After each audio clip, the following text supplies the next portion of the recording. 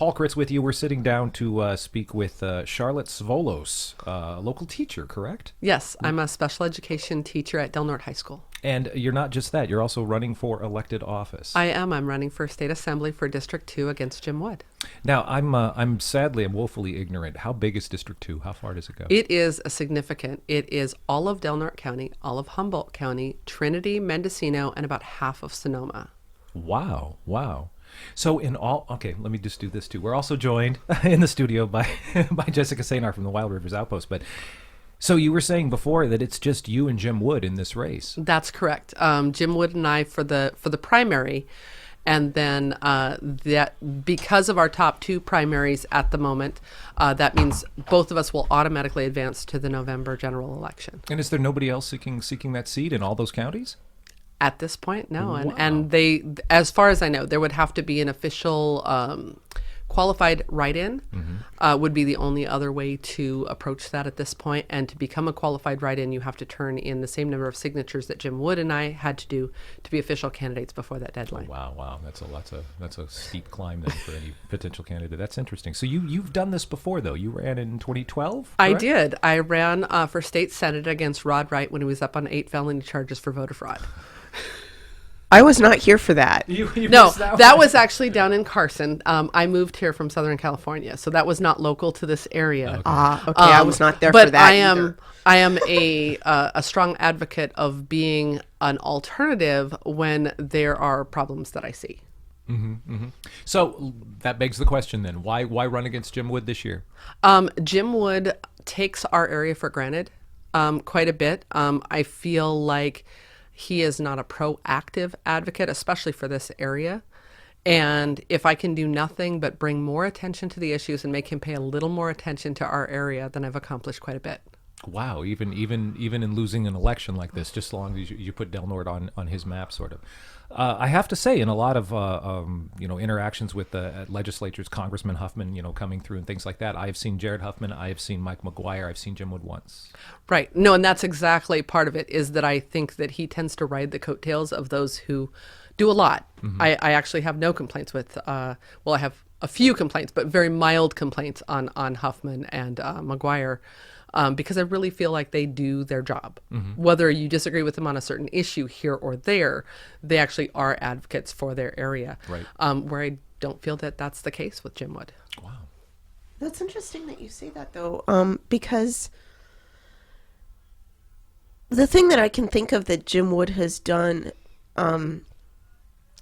specifically with Del Norte County in mind, or it may have just come about after a handful of specifically healthcare advocates, as well as the Crescent City Mayor and District 3 Supervisor Chris Howard, brought to the attention the issues involving community benefits at Sutter Coast Hospital. And Assemblyman Wood authored a bill specifically related to that. Well, that's his area of expertise. And Right. so I didn't say he did nothing. Right. I just, said that he has not done a lot. Okay.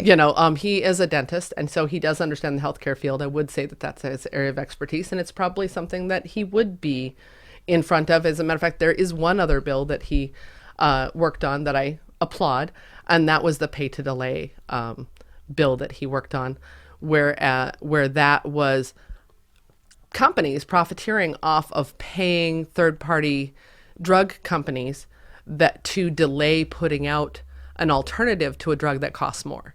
So as far as healthcare, I can think of at least two areas where he's done things, but in the broader sense, I can't think of a ton of things where he has been an advocate. When it's in his area of expertise, yes. What sorts of Del Norte specific issues then do you think need to be brought up in a brighter light? One of them is that Humboldt and Del Norte have the lowest funded special education local plan area.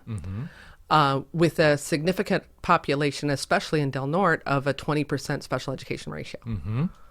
That's a whole other conversation we can have just as a special ed teacher, too. Absolutely. As well. And on Common Core and all those other issues where I am an expert. The door keeps opening.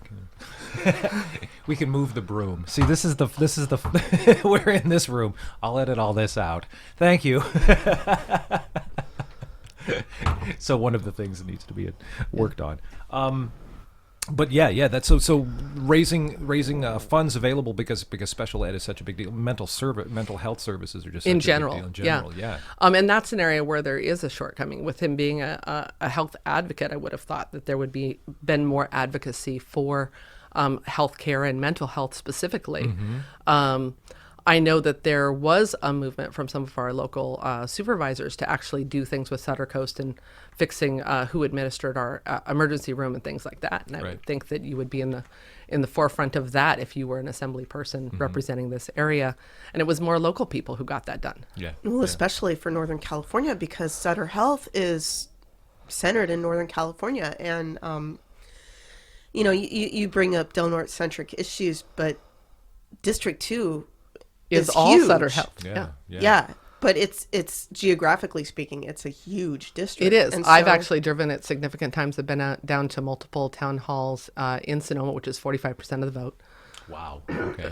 So they control 45% of the vote of this whole area, and it's no wonder that somebody would pay more attention to Sonoma when they're right. almost half the vote. So in your traveling through District 2, though, I mean, have you found commonalities between what other smaller rural communities? I have. They have some business issues in Humboldt where they've had businesses go out of business. Homelessness transcends all 5 of those counties. I actually sat on a commission in Torrance on homelessness and Veterans Affairs. I worked in petition office and read legal documents and explained them to common people, so that I've read those bills and laws and had to digest them and understand them.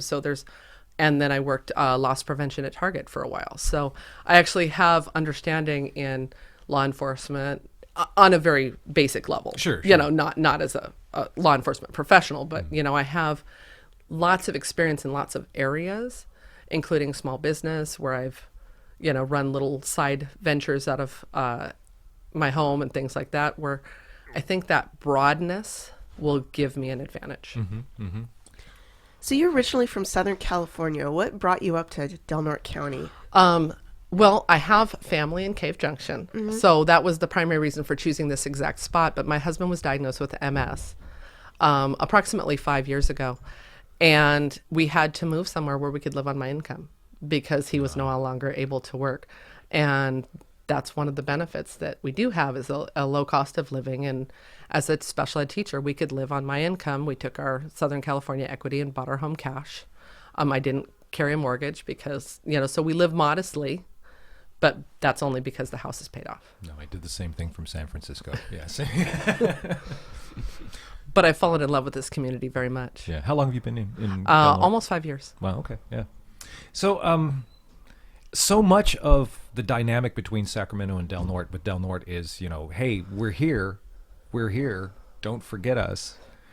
And we've spoken a lot about that. And of course, the breakdown here in Del Norte County is kind of different too. I'm leading to the point that on I was looking at your Facebook page, you're looking at stuff online, and you're running as a Republican. I am. That automatically puts you in the minority in Sacramento. Not so much up here, where you represent about half. I think we're about evenly split in Del Norte County. Yeah, Del Norte County is an area where I would expect to carry that county just with that, but I don't take that for granted. I work with CTA and NEA, and I work with a lot of people who are not Republicans. And I have found those commonalities where we can come together on issues that are important, especially education, which should be a nonpartisan issue. Too often it isn't, but... Right. And I think this is one of those instances where coming from a place like Del Norte, we just sort of live that middle ground between left and right. It doesn't seem like, we're all in the middle. Yeah. and if you look at my candidate statement, I really look at... let's look at the 80% of things that we can all agree on that are not the fringe issues. Let's settle those, and then maybe we can take on the fringe issues. So fringe, what are the key issues then in Sacramento statewide? Then we've talked about local stuff that you'd like to champion, but if you're sitting in the assembly in Sacramento, what are the big issues that California as a state needs to address then, or can address maybe from that 80% perspective? Yeah.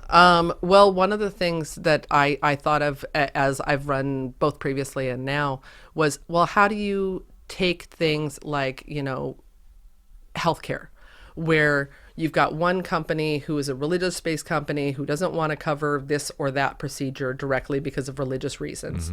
And you've got the individual who needs those needs met, specifically birth control, which is a much less controversial issue, just as an example.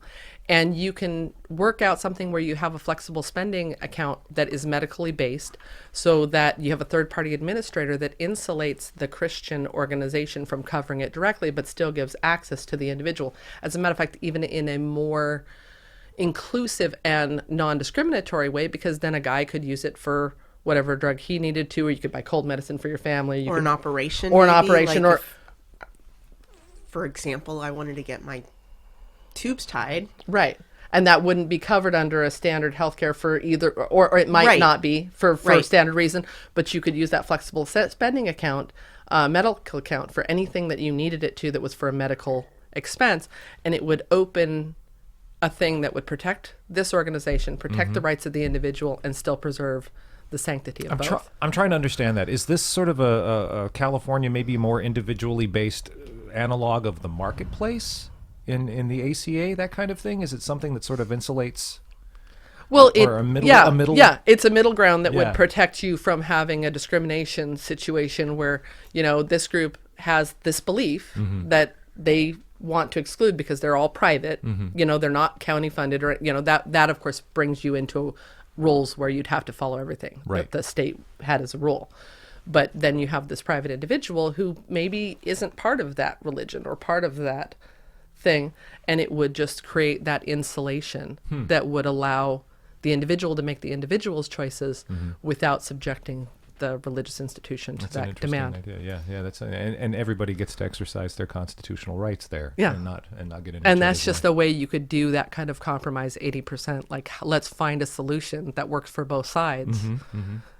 Do you find yourself in even a smaller minority being willing to compromise these days? Probably. I think, though, a lot of people, I think that politicians, I'm probably in a minority, but people, I don't think I am. When I sit down and we actually talk issues and we get away from the alphabet soup of how we're registered after our name and or you don't know that information, I find that when you're just discussing an issue, that we have more than we agree on than we disagree on. Yeah.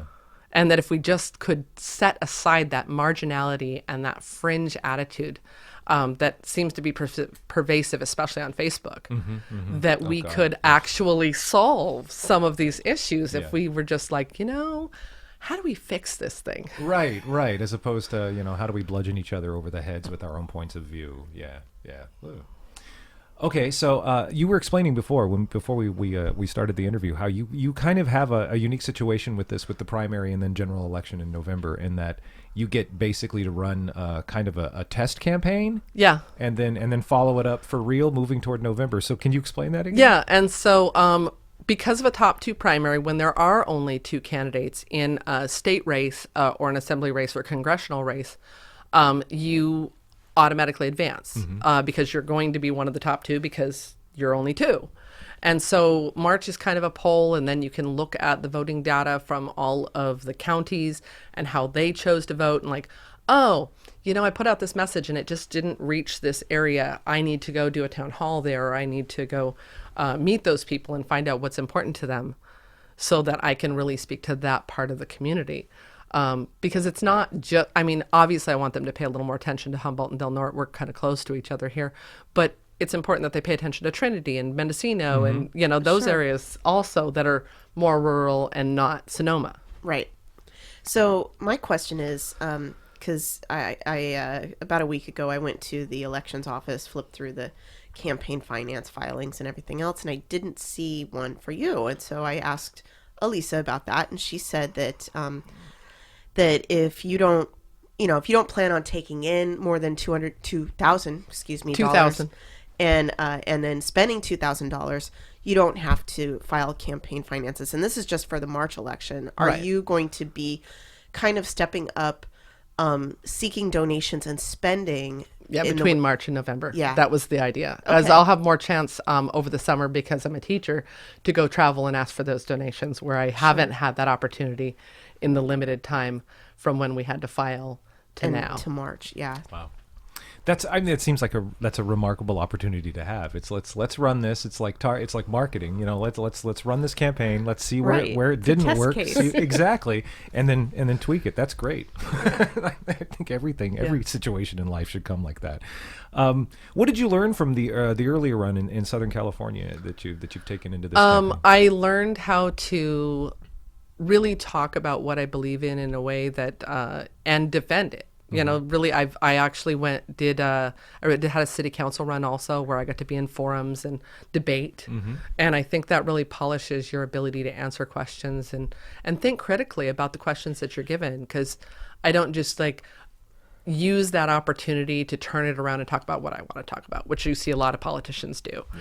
I go, give me a moment to think about that. And then I actually think about it. And then I try to make sure that I answer that question. Wow, right there in real time? Right there in real time.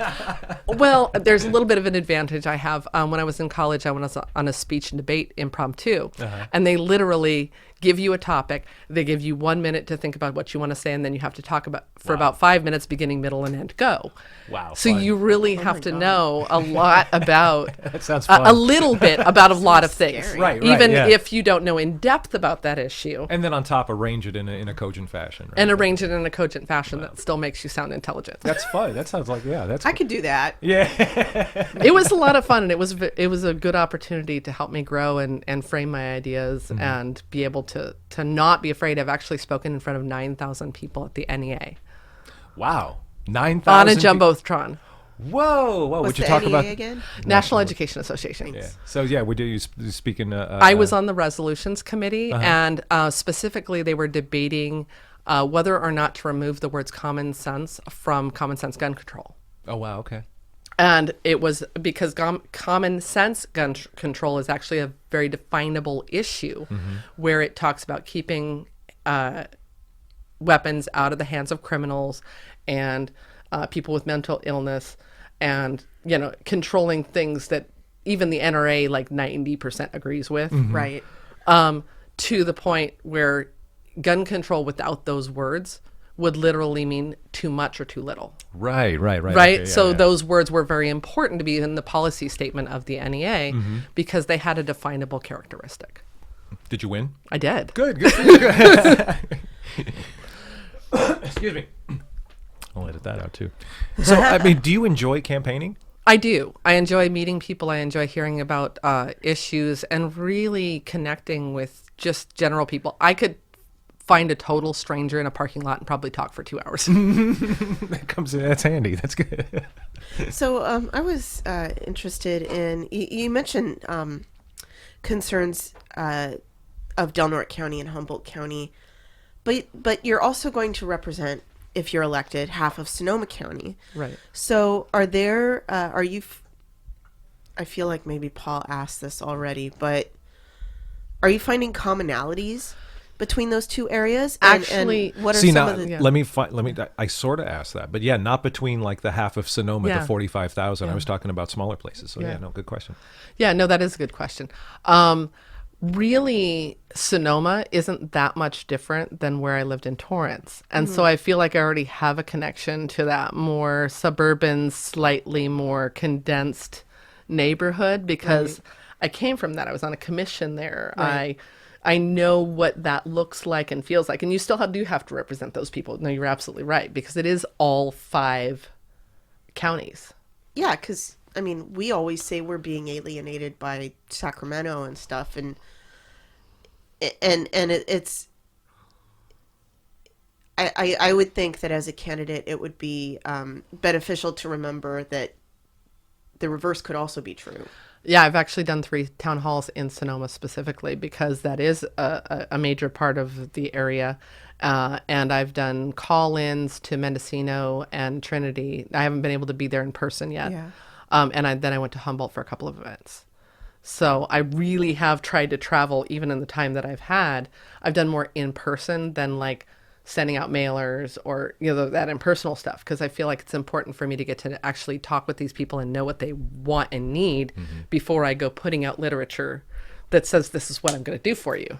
That's interesting. And this takes me to my favorite question, which is Do you run to represent your constituency, or do you run because you have an agenda and a vision that perhaps you've shared with your constituency, and they go, yes, go do that? A little bit of both. Okay. You have to come in with ideas. That is a key part of wanting to campaign. If you don't have something that you strongly believe in and you want to see happen, specifically my expertise, like I said, is in education and in making sure that we find a way to do that funding. One of the things I've pointed out at every speaking engagement I've done is that there's not a single school district in California where special education budget does not encroach on the general fund.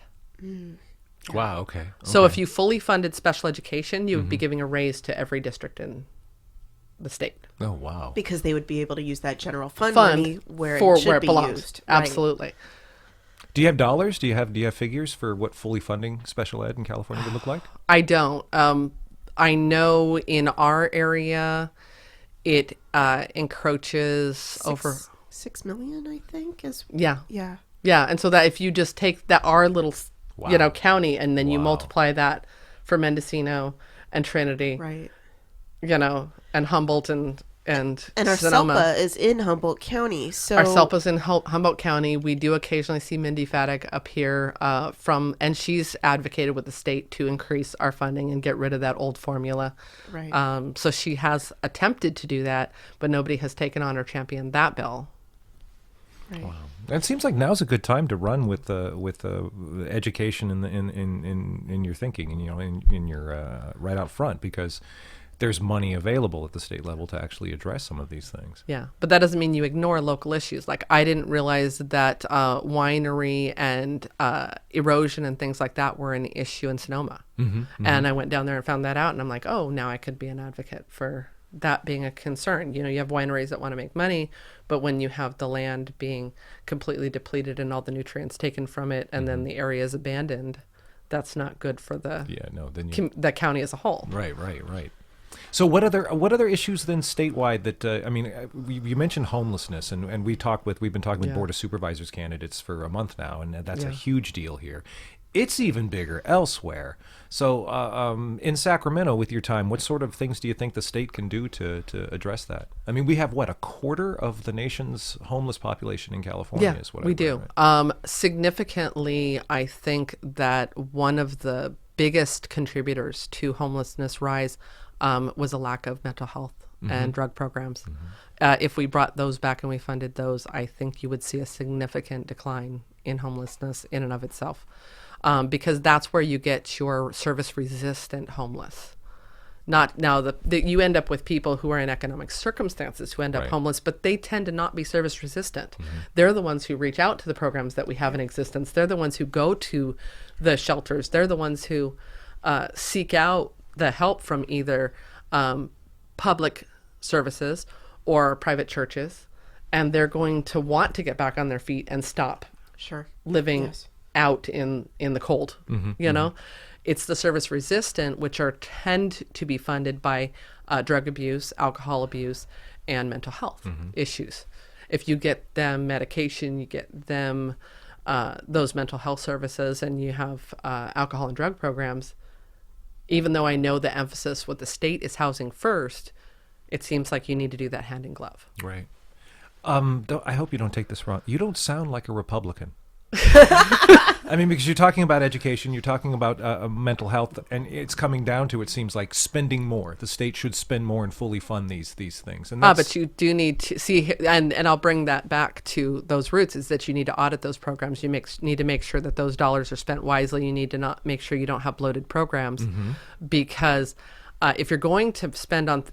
Republicans aren't anti-tax. We're anti-tax for no reason. Okay.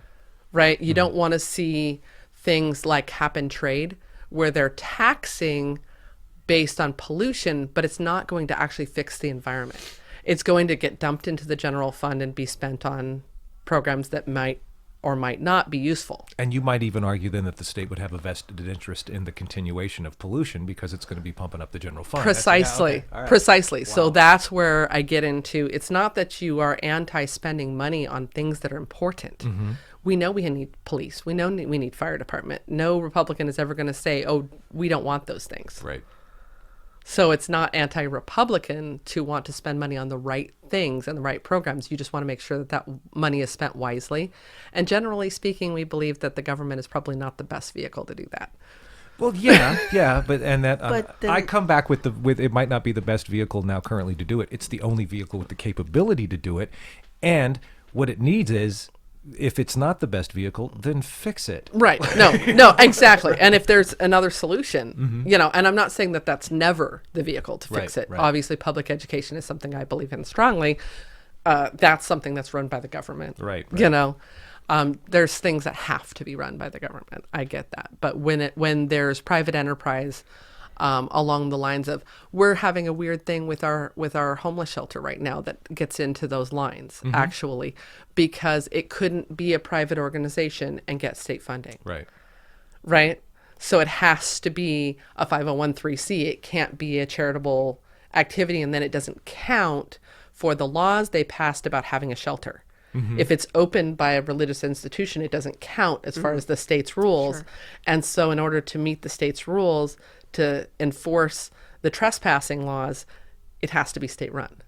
So that's kind of a weird rule that kind of goes into that category. Well, Well, what's happened here though is It's that not Daphne. state-run. No, but Daphne, they set up a whole other 503c separate from the original one, Right. Mission Possible, That's to sort of get around all of secularized. it. Yeah, Right. to get around that. But you're absolutely right. That's the kind of thing where regulations say stay in your lanes, even if those lanes become ridiculous down the road. Right. Yeah. Right. Yeah. So if you had a charity shelter that was run by a church, that would not count Right. for that state rule. Right.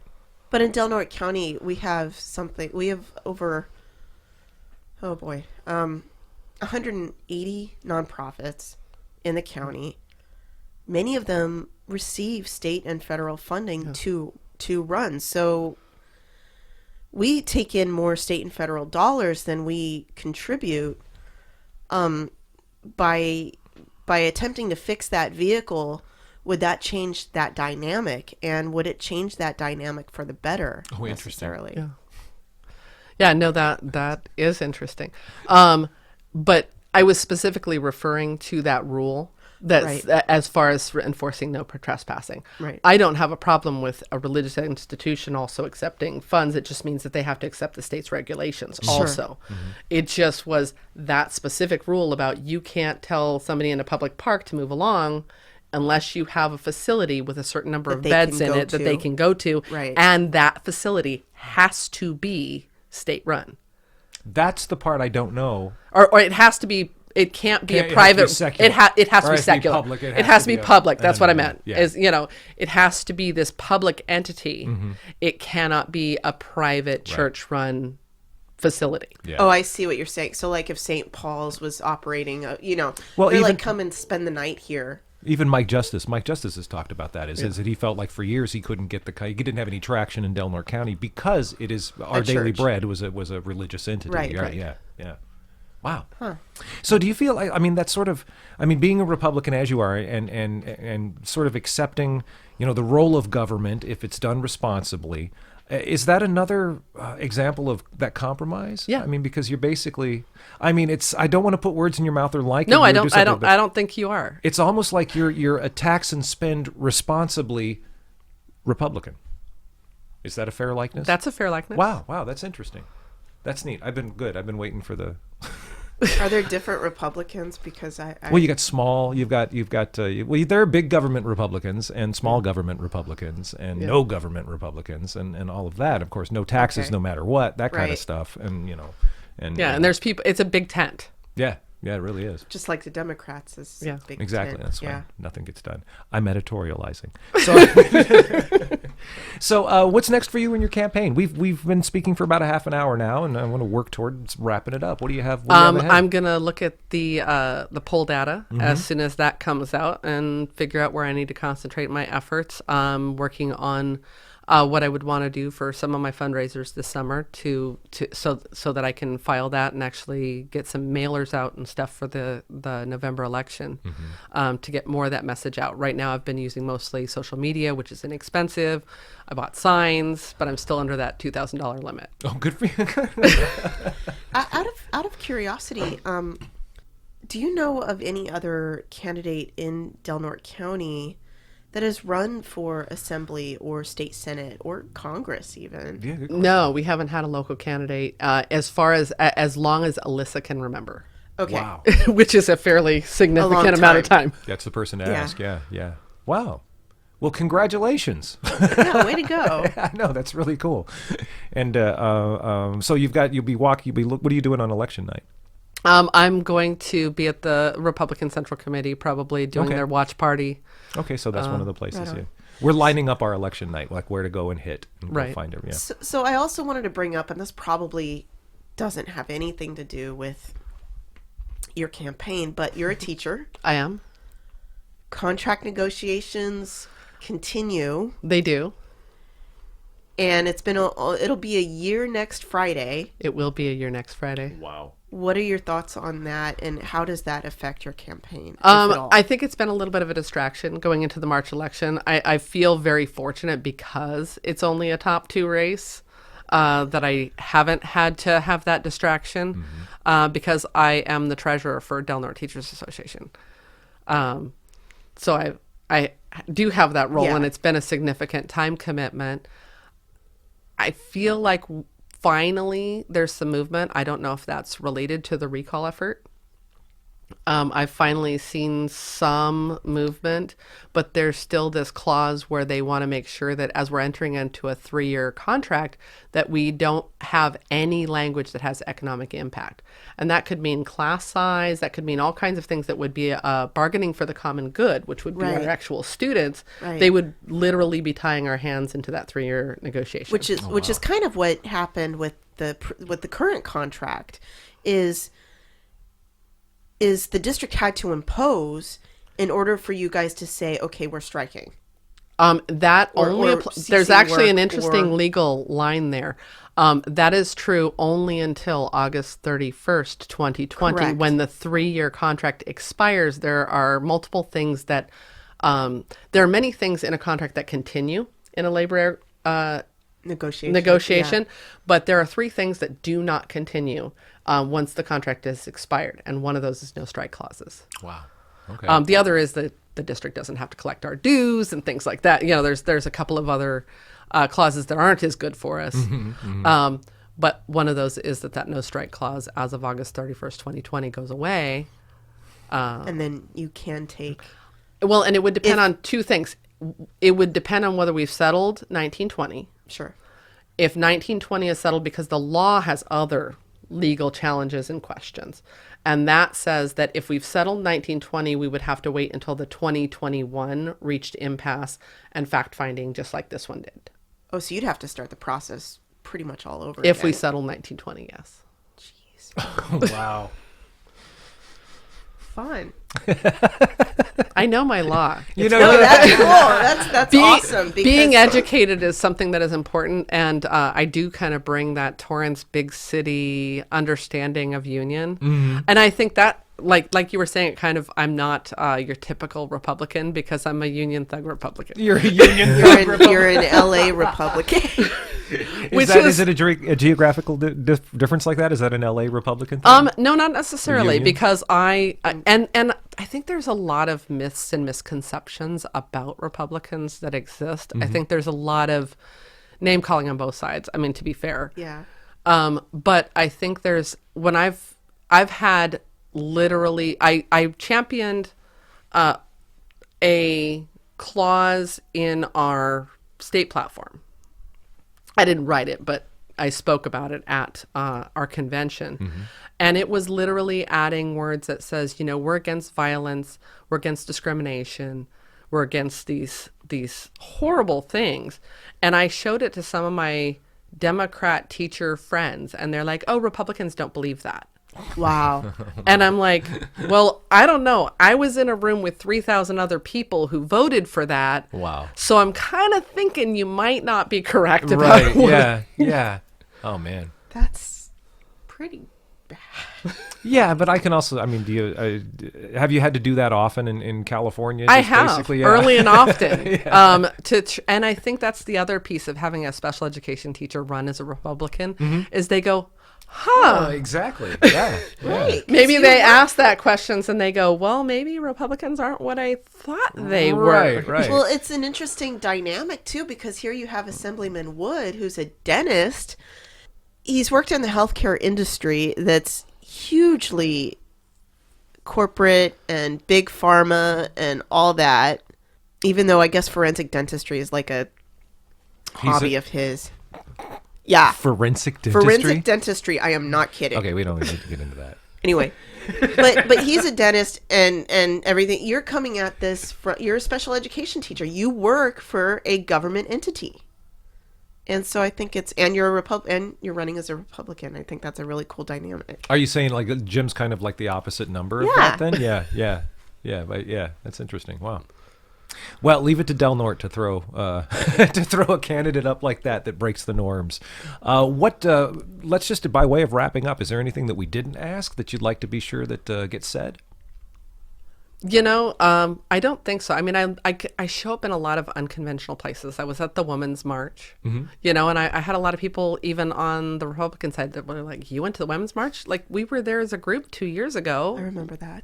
Yeah. And so it's we don't have to agree on 100% of things in order to have common language about the things we do agree on. And I think that's probably the centerpiece of my campaign. Wow. That's enlightening, and thank you so very much. Thanks for coming in and talking with us today, Charlotte. You bet. Thank you. Anything else? You got anything? I'm good. Okay. All right. Thanks. Charlotte Svolos, running for Assembly, California State Assembly, District 2. So she gets a kind of a do-over because we'll do the primary, and then in the general election. You've got a busy year ahead. I do. Well, thank you for spending just a little bit of this afternoon with us today, Charlotte. You bet. Thank you.